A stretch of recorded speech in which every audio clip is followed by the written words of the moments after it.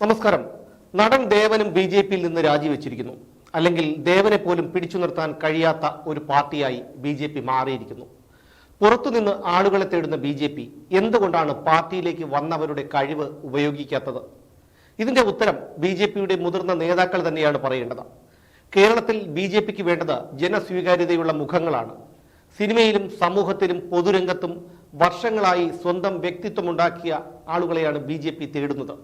അത്തരമൊരു വ്യക്തിയാണ് ദേവനും. 2021 തന്റെ കേരള പീപ്പിൾസ് പാർട്ടിയെ ബി.ജെ.പി ലയിപ്പിച്ചുകൊണ്ടാണ് ദേവൻ പാർട്ടിയുടെ ഭാഗമായത്.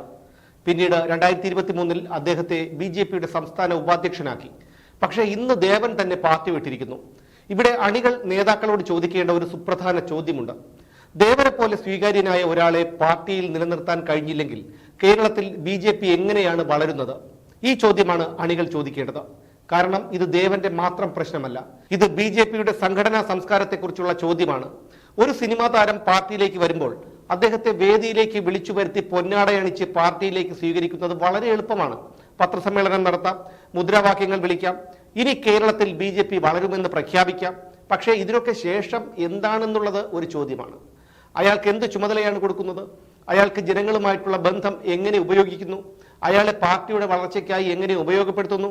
അയാളുടെ അഭിപ്രായം മുഖവിലേക്ക് എടുക്കുന്നുണ്ടോ? അതോ തെരഞ്ഞെടുപ്പ് സമയത്ത് മാത്രം സ്റ്റേജിൽ കയറ്റി നിർത്താനുള്ള ഒരു സെലിബ്രിറ്റി മുഖം മാത്രമായിട്ടാണോ അയാളെ കാണുന്നത്? രാമസിംഹന്റെ കാര്യവും മറ്റൊന്നല്ല. അലി അക്ബർ എന്ന സിനിമാ സംവിധായകൻ ബി.ജെ.പിയുടെ ഭാഗമായിരുന്നു. തുടർച്ചയായി അവഗണിക്കപ്പെട്ടപ്പോൾ അദ്ദേഹം പാർട്ടിയിലെ സ്ഥാനങ്ങൾ ഒഴിഞ്ഞു. ഒടുവിൽ ബി.ജെ.പിയുമായുള്ള ബന്ധം പൂർണ്ണമായി വിച്ഛേദിക്കുകയും ചെയ്തു. അന്ന് രാമസിംഹൻ ഉന്നയിച്ച പ്രധാന ആരോപണം അഭിപ്രായങ്ങൾക്ക് പാർട്ടിയിൽ ഇടമില്ല എന്നുള്ളതായിരുന്നു. കലാകാരന്മാർക്ക് അർഹതപ്പെട്ട പരിഗണന കിട്ടുന്നില്ലെന്നും അദ്ദേഹം ആരോപിച്ചു. ഇത് ശരിയാണോ തെറ്റാണോ എന്ന് പരിശോധിക്കേണ്ടത് പാർട്ടിയാണ്. പക്ഷേ ബി.ജെ.പിയുടെ അണികൾ ഒരു കാര്യം സ്വയം ചോദിക്കണം.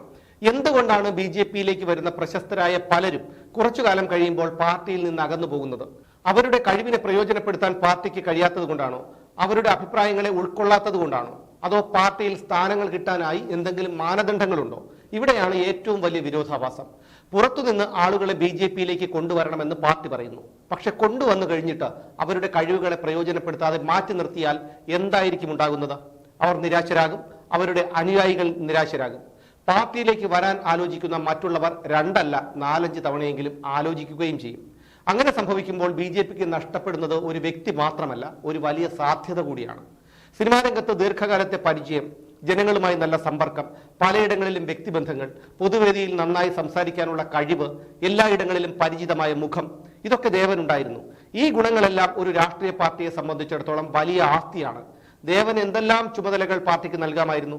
സിനിമാ സാംസ്കാരിക മേഖലയിൽ ബി.ജെ.പിയുടെ സാന്നിധ്യം ശക്തമാക്കാനുള്ള ചുമതല നൽകാമായിരുന്നു. പുതിയ ആളുകളെ പാർട്ടിയിലേക്ക് കൊണ്ടുവരാനുള്ള ദൗത്യം നൽകാമായിരുന്നു. കേരളത്തിലെ വോട്ടർമാരുമായി, പ്രത്യേകിച്ച് നഗരങ്ങളിലെ വോട്ടർമാരുമായി രാഷ്ട്രീയ സംവാദം നടത്താനുള്ള ഉത്തരവാദിത്വം നൽകാമായിരുന്നു. അങ്ങനെയൊക്കെ ഉപയോഗിച്ചിരുന്നുവെങ്കിൽ ദേവൻ ബി.ജെ.പിക്ക് ഒരു സംസ്ഥാന ഉപാധ്യക്ഷൻ എന്നതിലുപരി ഒരു രാഷ്ട്രീയ ആസ്തിയായി മാറുമായിരുന്നു. പാർട്ടിയിൽ സ്ഥാനങ്ങൾ നൽകുന്നതിന്റെ മാനദണ്ഡങ്ങൾ എന്തൊക്കെയാണ്? ജനപിന്തുണയാണോ? സംഘടനാ പ്രവർത്തനമാണോ? വോട്ടുകൾ നേടാനുള്ള കഴിവാണോ? സമൂഹത്തിലുള്ള സ്വാധീനമാണോ? അതോ ചില നേതാക്കളുടെ താല്പര്യമാണോ? ഇതിൽ ഏതാണ് ബി.ജെ.പിയിൽ സ്ഥാനമാനങ്ങൾ കിട്ടാനുള്ള മാനദണ്ഡം? പാർട്ടിയുടെ വളർച്ചയ്ക്ക് ഏറ്റവും ആവശ്യമുള്ള ആളുകളെ കണ്ടെത്തുന്നതിനു പകരം ചോദ്യം ചെയ്യപ്പെട്ടവർക്ക് മാത്രം ചുമതലകൾ നൽകുകയും ജനങ്ങളിൽ സ്വാധീനമുള്ള മുഖങ്ങളെ അകറ്റി നിർത്തുകയും ചെയ്യുന്ന സാഹചര്യം ഉണ്ടാകുന്നുണ്ടെങ്കിൽ അത് കേരളത്തിൽ ബി.ജെ.പിയുടെ വളർച്ചയെ കാര്യമായി തന്നെ ബാധിക്കുമെന്നുള്ള കാര്യം ഉറപ്പാണ്. കേരളത്തിൽ ഭരണം പിടിക്കുകയാണ് ബി.ജെ.പിയുടെ ലക്ഷ്യമെങ്കിൽ ആദ്യം ചെയ്യേണ്ടത് സംഘടനയെ ആഴത്തിൽ പരിശോധിക്കുക എന്നുള്ളതാണ്.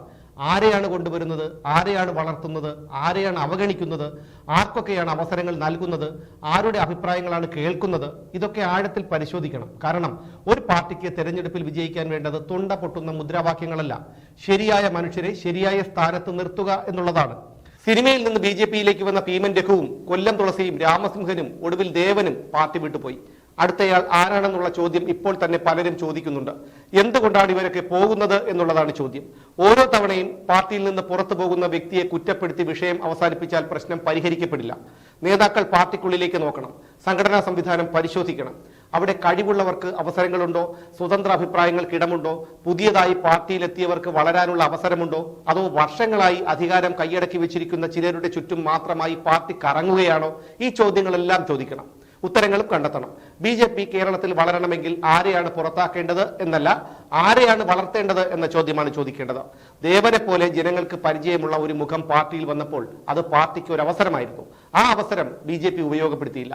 ഇന്ന് ദേവൻ പാർട്ടിക്ക് പുറത്തു പോകുമ്പോൾ BJPക്ക് നഷ്ടപ്പെടുന്നത് ഒരു അംഗത്വം മാത്രമാണോ? അല്ല. കേരളത്തിലെ ജനങ്ങൾക്ക് മുന്നിൽ പാർട്ടി എങ്ങനെ ആളുകളെ കൈകാര്യം ചെയ്യുന്നു എന്നുള്ളതിന്റെ ഒരു രാഷ്ട്രീയ സന്ദേശം കൂടിയാണ് പുറത്തു പോകുന്നത്. അതുകൊണ്ട് BJP നേതൃത്വം ഇനിയെങ്കിലും ആത്മപരിശോധന നടത്തണം.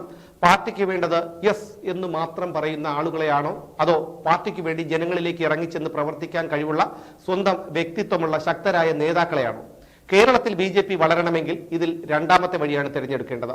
അല്ലെങ്കിൽ പുറത്തുനിന്ന് എത്ര വലിയ സെലിബ്രിറ്റികളെ കൊണ്ടുവന്നാലും അവരെ പാർട്ടിക്കുള്ളിൽ വെച്ച് വളർത്താൻ കഴിയാത്തിടത്തോളം BJPയുടെ കേരള സ്വപ്നം വേദികളിലെ പ്രഖ്യാപനമായി തന്നെ തുടരും.